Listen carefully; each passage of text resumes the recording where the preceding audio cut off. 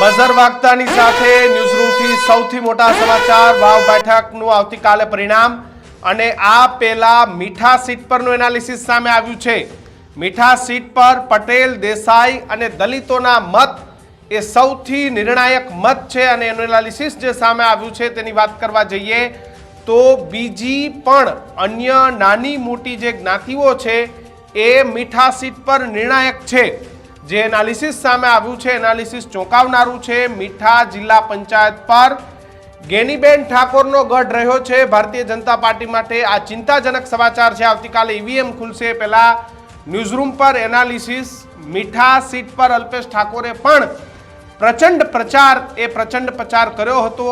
આ વખતે મીઠા સીટ પર જે ઠાકોર સમાજ છે તેના જે મતો છે જે વોટ છે તેમાં સૌથી મોટી અસમંજસતા જોવા મળી રહી છે।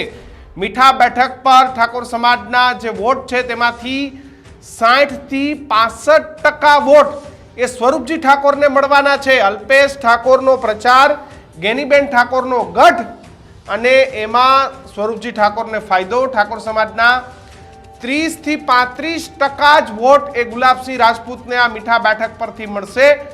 અન્ય સમાજના મત લેવામાં કોંગ્રેસને અહીં સફળતા મળી છે, જ્યારે ઠાકોર સમાજના જે તમામ મત છે એ તમામ મત સ્વરૂપજી ઠાકોરના ફાળે ગયા છે। આ બેઠક પરથી જ ભારતીય જનતા પાર્ટીનો જે જીતનો વિશ્વાસ છે એ વધુ દ્રઢ બની ગયો છે। વાવના રાજકારણના જે આ સમાચાર છે એ અંતિમ ઘડીએ કોંગ્રેસ અને ગુલાબસિંહ રાજપૂત માટે ચિંતાજનક સમાચાર, કારણ કે જે મીઠા બેઠક છે જે ગેનીબેન ઠાકોરનો ગઢ માનવામાં આવતો હતો એ ગેનીબેન ઠાકોરના ગઢમાં સ્વરૂપજી ઠાકોર એ ગાબડું પાડવામાં સફળ થયા છે। પાક્કું એનાલિસિસ એ જે અમારી ટીમ છે તેને છેલ્લા 8 દિવસની અંદર કર્યું છે અને મોડી રાતે જે મીઠાનું એનાલિસિસ કર્યું એ મીઠા જિલ્લા પંચાયત સીટ પર સ્વરૂપજી ઠાકોર એ વિન વિન સિચ્યુએશનમાં છે, પ્લસ સિચ્યુએશનમાં જે સ્વરૂપજી ઠાકોર છે એ મીઠા બેઠક પરથી નીકળ્યા છે। ગેનીબેન ઠાકોર 2 વિધાનસભા 1 લોકસભા જ્યારે પણ લડ્યા ત્યારે ગેનીબેન ઠાકોરની જે 10-12 હજારની જે લીડ નીકળતી હતી એ મીઠા બેઠક પરથી નીકળતી હતી, પરંતુ આ વખતે ભારતીય જનતા પાર્ટીના ઉમેદવાર એ ઠાકોર અને સ્વરૂપજી ઠાકોર હોવાથી મીઠા બેઠક પર કોંગ્રેસને ફટકો પડ્યો છે અને આ પ્રમાણે જો ઈવીએમ ખુલે તો કોંગ્રેસ માટે બાકીની જગ્યાએ લીડ કરવી ખૂબ જરૂરી છે। ચૌધરી સમાજમાં, જાગીરદાર સમાજમાં, અન્ય સમાજોમાં કોંગ્રેસે લીડ કરવી જરૂરી છે, નહીતર જે મીઠા બેઠક છે એ પરિણામો બદલી નાખશે। આપણી સાથે બનાસકાંઠાના વરિષ્ઠ પત્રકાર જે રાજ ગજ્જર છે એ આપણી સાથે જોડાયા છે। રાજ, મીઠા બેઠકનું જે એનાલિસિસ સામે આવ્યું છે ચોંકાવનારું છે। કદાચ આવતીકાલે પરિણામો એ અલગ આવી શકે છે, જે પ્રકારની અટકળો લગાવવામાં આવી છે તેનાથી કદાચ અલગ પરિણામો। જી કિશનભાઈ, આવતીકાલે જ્યારે મતગણતરી યોજાવાની છે તમામ પ્રકારની ભાજપ, કોંગ્રેસ હોય કે અપક્ષ હોય તૈયારીઓ કરી દીધી છે અને 3 પક્ષ અત્યારે તો જીતના દાવા કરી રહ્યું છે। હવે મહત્વની વાત છે કે આપણે પહેલેથી જ એનાલિસિસ કરીએ છીએ, ખાસ કરીને સણવા જિલ્લા પંચાયત અને મીઠા જિલ્લા પંચાયત અહીંયાથી કેવા પ્રકારની લીડ ભાજપ મેળવે છે તો જ કદાચ મેં પહેલા પણ કહ્યું છે કે અહીંયા મીઠા જિલ્લા પંચાયત છે ત્યાંથી 7 થી 8 હજાર સુધીની લીડ જો ભાજપની હશે તો જ કદાચ ભાજપ બાજી મારી શકે છે। અગર જો એમાં માઇનસ આવે છે તો ગુલાબસિંહ ચોક્કસ જીતે છે, કારણ કે 8 જિલ્લા પંચાયતના લેખા જોખા અત્યાર સુધી આપણે ચર્ચાઓ કરી, પણ હવે જે આખરી ઓપ અપાઈ રહ્યો છે, આખરી આંકડાઓ આવી રહ્યા છે તો ચોક્કસથી ફાઇટ છે, 100% ફાઇટ છે। એવું નથી કે ગુલાબસિંહ પણ બાજી મારી જશે। હા, અહીંયા ભાજપને પૂરા ચાન્સ છે, પણ મહત્વની વાત અત્યારે એ પણ સામે આવી છે, અહીંયા અત્યારે ચર્ચાઓએ એ પણ જોર પકડ્યું છે કે ખાસ કરીને જો 70,000 જેવા મત અગર જે આંકડા આવ્યા છે ભાજપના આવ્યા છે, કોંગ્રેસના આવ્યા છે અને અપક્ષના પણ આવ્યા છે, તો 70,000 મતના જે આંકડા છે માવજીભાઈ પટેલના આવ્યા છે, તો માવજીભાઈ પટેલ કદાચ અહીંથી 70,000 મત લઈ જાય તો ચોક્કસથી એવું માની શકાય, લોકો અત્યારે એવી ચર્ચા કરી રહ્યા છે 70,000 મત લઈ જાય માવજીભાઈ તો આપણે ચોક્કસ એવું માની શકાય કે માવજીભાઈ જીતવા માટે લડી રહ્યા હતા। પરંતુ 50,000 થી અંદર જો આવે તો ચોક્કસથી કોઈ અમને કોઈ વોટ બેંક તોડવા માટે અપક્ષમાં ઉભા રાખ્યા હોય, આવી ચર્ચાઓ અત્યારે ચારેકોર ચાલી રહી છે। જી કિશનભાઈ। બિલકુલ રાજ, તમે જોડાયેલા રહેજો। દિલુ ચૌધરી પણ આપણી સાથે જોડાયા છે। દિલુ, આ મીઠા બેઠક ક્યાંક આવતીકાલે પરિણામોમાં ફટકો આપી શકે એવી શક્યતાઓ, કારણ કે એનાલિસિસ જે થઈ રહ્યું છે ધીરે ધીરે આવતીકાલે પેટીઓ ખુલવાની છે, પરંતુ મીઠા બેઠક ભાજપ માટે સારા સમાચાર.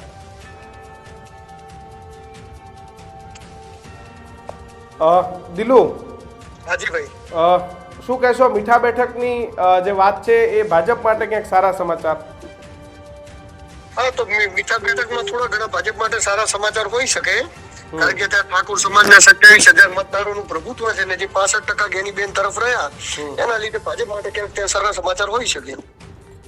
દિલુ, શું લાગે છે જો કાલે મીઠામાંથી ભારતીય જનતા પાર્ટી મોટી લીડ કાઢે તો પરિણામોમાં કેટલો ફેરફાર આવી શકે છે? દિલુ, તમારા કહેવા પ્રમાણે પરિણામોમાં તો ખૂબ જ મોટો ફેરફાર આવી શકે છે, પરંતુ મીઠામાંથી ભારતીય જનતા પાર્ટી જો મોટી લીડ કાઢે તો જ આવી શકે છે, પરંતુ એવું બન્યું નથી, કારણ કે મીઠા સીટ ઉપર ગેનીબેનનું પ્રભુત્વ છે અને પ્રભુત્વના લીધે એવું 30-35% વોટ પણ ઠાકોર સમાજના લઈ જાય છે, તો મોટી લીડથી તો ત્યાં નહીં ભાજપ આગળ આવી શકે, મતલબ લીડ કાઢશે પરંતુ મોટી લીડ નહીં કાઢી શકે. દિલુ, અત્યારે કઈ સમાચાર આવે છે કોને શીરા બનાવ્યા છે, કે હજી શીરાના ઓર્ડર આપ્યા હોય આવતીકાલે માટે, કે હજી કોઈ આપ્યો નથી કશું, પરિણામ પછી જ બધું થશે જે થશે? તૈયારીઓ ક્યાંય દેખાય છે? 2માંથી ક્યાંય, 3માંથી ક્યાંય? ક્યાંય તૈયારીઓ અત્યારે દેખાતી નથી, છતાં હું આજે ફરી રહ્યો છું વિસ્તારમાં, કંઈક અમને અપડેટ મળશે તો આપને જણાવીશ, પરંતુ તૈયારીઓ કરવી કોઈ ઈઝી નથી, કારણ કે ત્રિપાખીઓ જંગ છે, જો પહેલાથી કરી દે ખીરાનો બધો ખર્ચો અને જો પછી પાછળથી હારી જાય તો માથે પડે, કારણ કે ફૂલ અસમંજસની સ્થિતિ એટલા માટે છે કે માવજી ભાઈ કેટલા વોટ લઈ જાય છે અને કોની વધારે પડતી ગેમ બગાડે છે એના ઉપર આખું અહીંનું ડિપેન્ડ ચેપ્ટર ટકેલું છે, એટલે હવે જોવાનું રહ્યું કે કાલે શું થાય છે એમાં. રાજભાઈ પણ જોડાયેલા છે. રાજભાઈ, કોઈએ શેરો બનાવ્યો છે, કોઈએ ખુલ્લી જીપોની તૈયારી કરી છે, ક્યાંય ફૂલના ઓર્ડર અપાણા છે ખરા પાલનપુર? ક્યાંય હારના ઓર્ડર અપાયા છે કે બધું જ છેલ્લી ઘડીએ થશે, છેલ્લી કલાકમાં થશે? ચોક્કસ કિશનભાઈ, તૈયારીઓ તો અત્યારે તો એવું લાગે છે કે તૈયારીઓ ત્રિકોણીય જંગની હતી, તો ત્રિકોણીય જંગમાં 3 ઉમેદવારો હતા મેદાનમાં, ખાસ કરીને તો ટોટલ 10 ઉમેદવારો હતા મેદાનમાં, પણ ખાસ આપણે ચર્ચા રહી અને મેદાનમાં રહ્યા 3 ઉમેદવાર, ભાજપ, કોંગ્રેસ અને અપક્ષના માવજીભાઈ.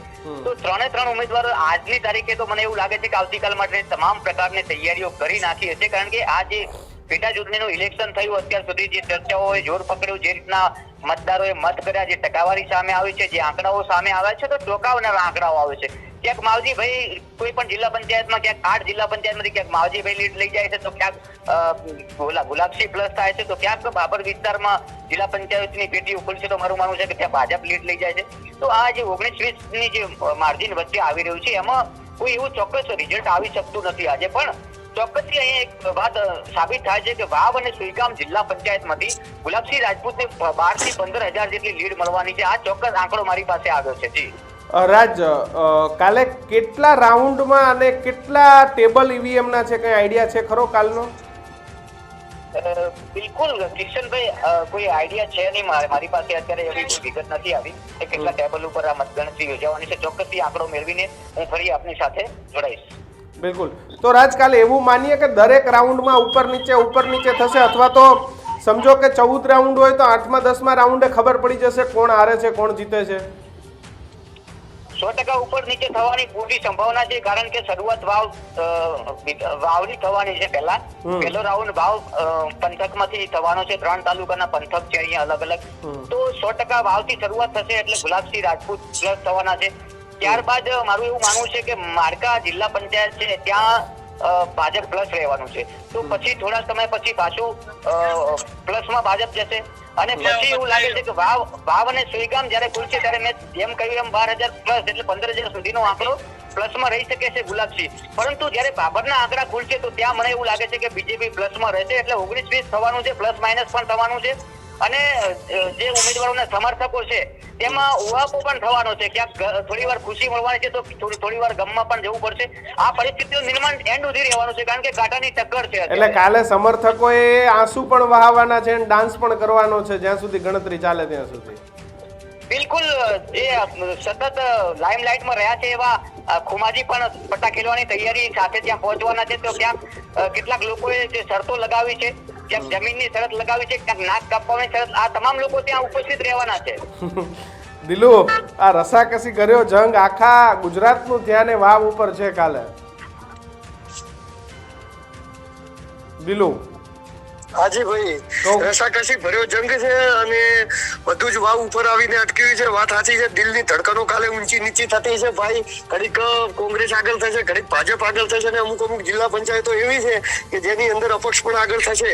બરોબર, તો જોવાનું રહ્યું કે હવે કાલે કેવું થાય છે. બરોબર, પણ અત્યારે તો માહોલ એકદમ બધા જ પક્ષના બધા જ લોકો અત્યારે માહોલમાં છે ને એવું વિચારી રહ્યા છે કે કાક આપણે જીતી જઈએ, કારણ કે જે લોકો મતદાન કર્યું છે હવે તો કોઈ ખુલ્લીને સામે આવી નથી રહ્યું, એટલે જે છે બધું ઈવીએમ માં પેક છે. કાલે ખુલશે એટલે ખબર પડશે, પરંતુ અત્યારે બધા જ પક્ષો એવી આશા સેવી રહ્યા છે કે એવો જીતી જાય. બિલકુલ રાજભાઈ, દિલુભાઈ, આભાર બંને મિત્રો જોડાયા બદલ.